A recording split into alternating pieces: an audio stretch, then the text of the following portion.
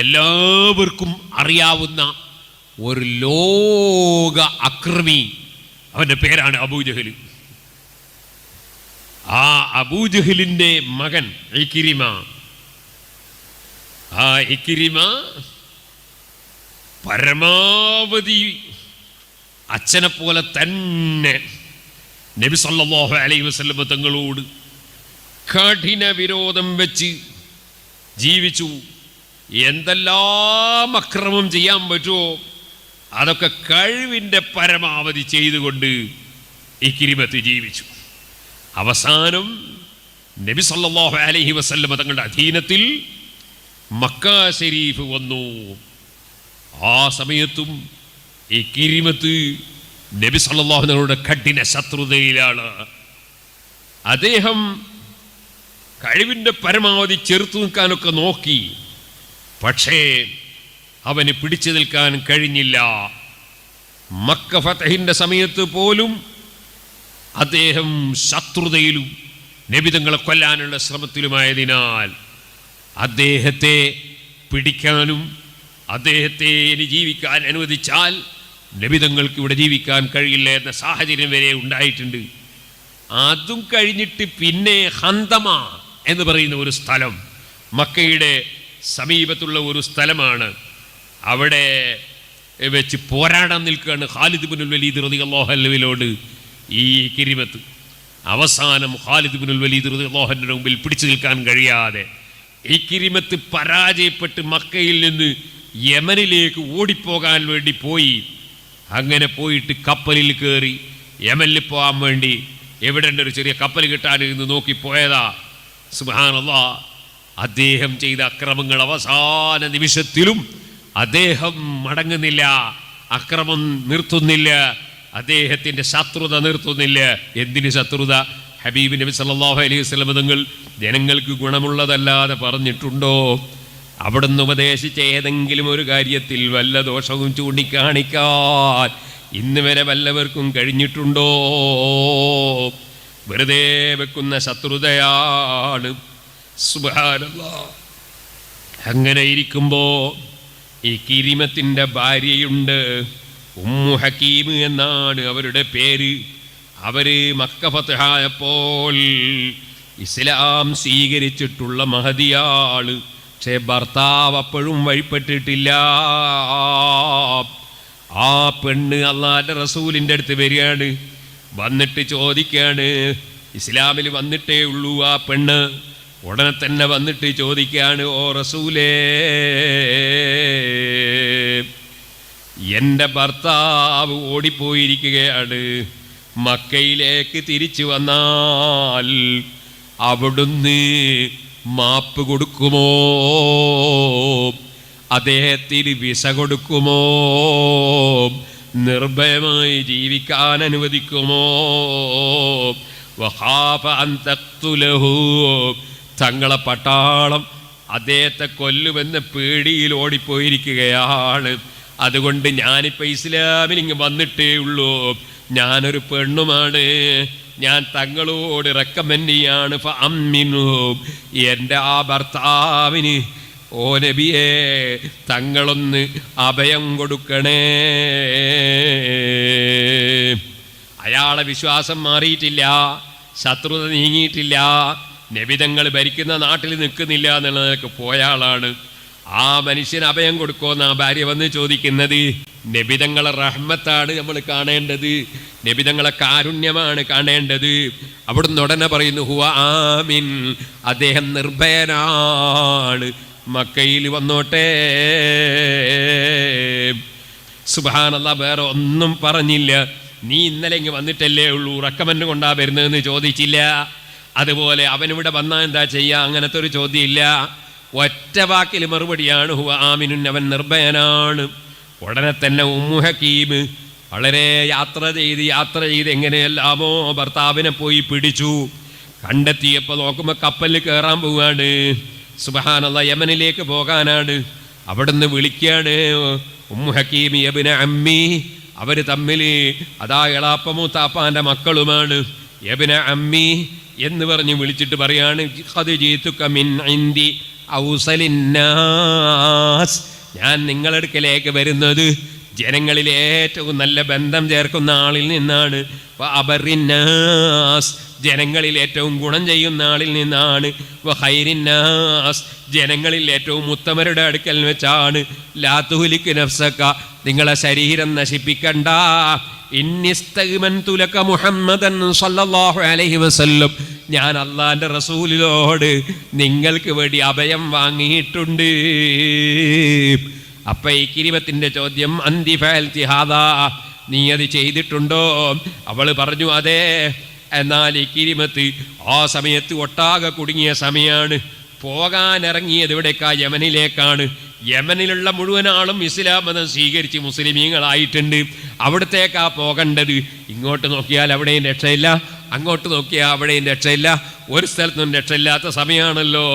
സുബ്ഹാനല്ലാഹ്, അദ്ദേഹം അതാ അവിടെ നിന്ന് തിരിക്കുകയാണ്. നേരെ ഒന്നും ചിന്തിക്കാതെ തിരിച്ചു വരികയാണ്. ഈ കിരിമത്ത് മക്കയിലേക്ക് തിരിച്ചു വരികയാണ്. പക്ഷെ ഇവിടെയാണ് അല്ലാഹുവിൻ്റെ റസൂലിൻ്റെ നേതൃത്വവും ആ നേതൃത്വത്തിൻ്റെ പാഠവും അവിടുത്തെ മഹത്വവും കാരുണ്യവും നമ്മൾ കാണേണ്ടത്.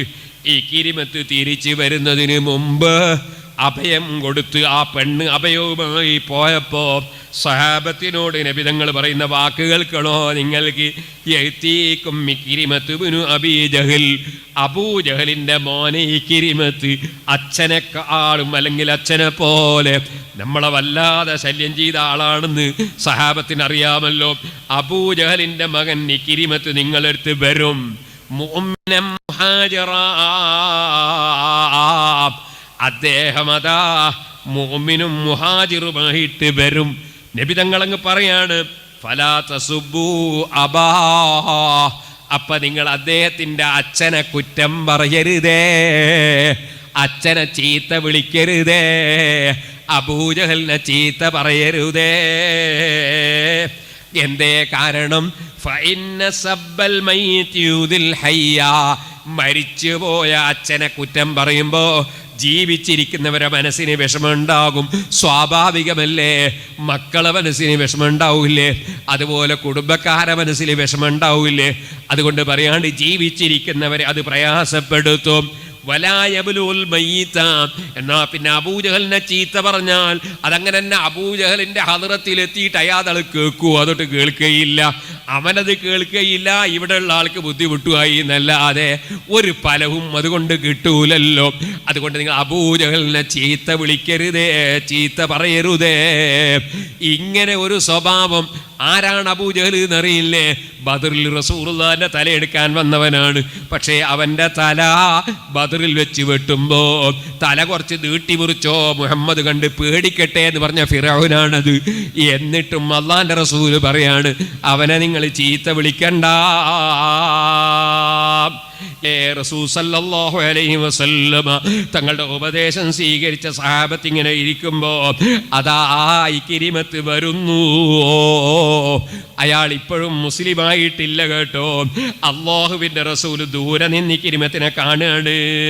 സുബ്ഹാനല്ലാഹ്, നബി തങ്ങൾ ആ സമയത്ത് അബൂജഹൽ ചെയ്ത വൃത്തികേടുണ്ടല്ലോ, അവിടുത്തെ കൊല്ലാൻ വേണ്ടി ആളെ നിശ്ചയിച്ചത് പോലും അവനല്ലേ, അതേ വീട് വളയാൻ ആളെ നിശ്ചയിച്ചത് അവനല്ലേ, 100 ഒട്ടകം തലക്ക് വില പറഞ്ഞവൻ അവനല്ലേ. അതൊന്നും നബി തങ്ങൾ ഇപ്പോൾ ഓർമ്മിച്ചെടുക്കുന്നില്ല. അതെ, ഇക്രിമത്ത് ഇങ്ങനെ വരികയാണ്. നബി തങ്ങൾ എന്താ ചെയ്തത് എന്നറിയോ? അദ്ദേഹം വരുന്നത് കണ്ടപ്പോ ചാടി എഴുന്നേറ്റു.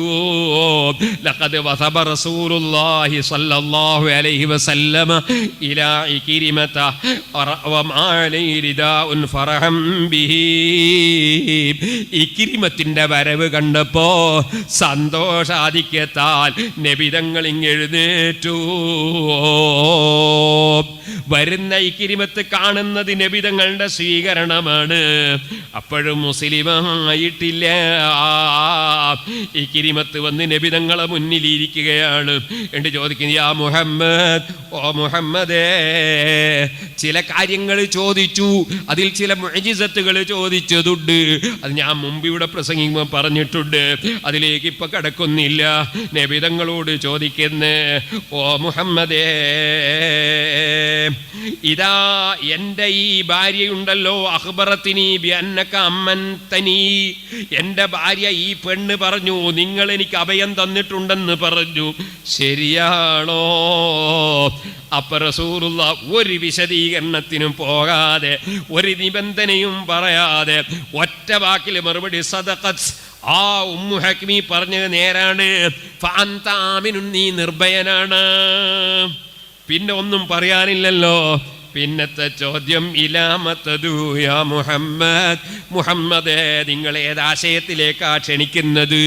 അല്ലാഹുവിന്റെ റസൂലിന്റെ മറുപടി, അദൂക അൻ തശ്ഹദ അല്ലാ ഇലാഹ ഇല്ലല്ലാഹ് വ അന്നീ റസൂലുള്ളാഹ്. ആകാശഭൂമികൾ സർവസ്വവും സർവസൃഷ്ടികളും അതാ സൃഷ്ടിച്ച് പോറ്റി വളർത്തുന്ന നാഥൻ, ആ സട്ടാവ് മാത്രമാണ് ദൈവം, അവനല്ലാതെ വേറെ ദൈവമില്ല, അല്ലാഹുവല്ലാതെ വേറെ ഇലാഹില്ല എന്നത് വിശ്വസിച്ച് പ്രഖ്യാപിക്കാൻ ക്ഷണിക്കുന്നു.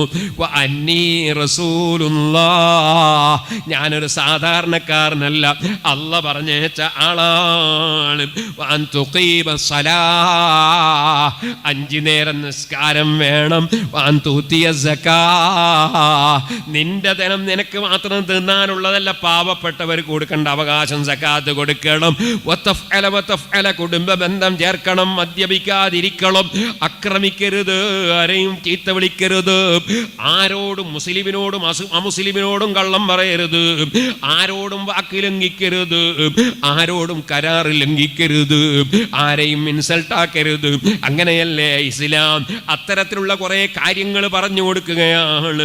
അപ്പോഴതാ പറഞ്ഞതിലൊന്നും ഒരു മോശവുമില്ലല്ലോ. ആ സമയത്ത് ഇക്രിമത്തിന്റെ മറുപടി, മാ ദഅൗത ഇല്ലാ ഇലൽ ഹഖ് വ അംനിൻ ഹസനിൻ ജമീൽ, നിങ്ങൾ ക്ഷണിക്കുന്ന എല്ലാ കാര്യവും നല്ല കാര്യമാണല്ലോ മുഹമ്മദേ, ഞാൻ എന്തിന് വിരോധം വെച്ച് ജീവിക്കണം? അദ്ദേഹത്തിന്റെ മനസ്സിൽ അതാ തോന്നിപ്പിക്കുന്നു.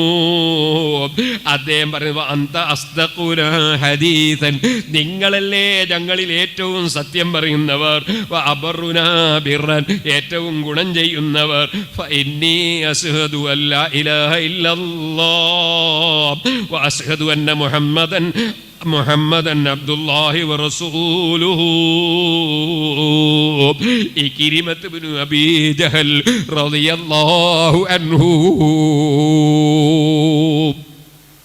ഇസ്ലാമിലേക്ക് വരുന്നു. ഇസ്ലാമിന്റെ പ്രചരണം അവിടുത്തെ സ്വഭാവം കൊണ്ടാണ്, അവിടുത്തെ വിട്ടുവീഴ്ച കൊണ്ടാണ്. ആ ഇസ്ലാമിനെ കരിവാരിത്തേക്കുന്ന വിധത്തിലുള്ള ഒരു പ്രവർത്തനവും ആരും നടത്തരുത്. ഇസ്ലാം നന്നായി പഠിക്കണം. അത് നമ്മുടെ മുൻഗാമികൾ നമുക്ക് കാണിച്ചു തന്നിട്ടുണ്ട്. ആ ഇസ്ലാം അനുസരിച്ച് ജീവിച്ച് മരിക്കാൻ അള്ളാഹു നമുക്ക് തൗഫീഖ് നൽകുമാറാകട്ടെ.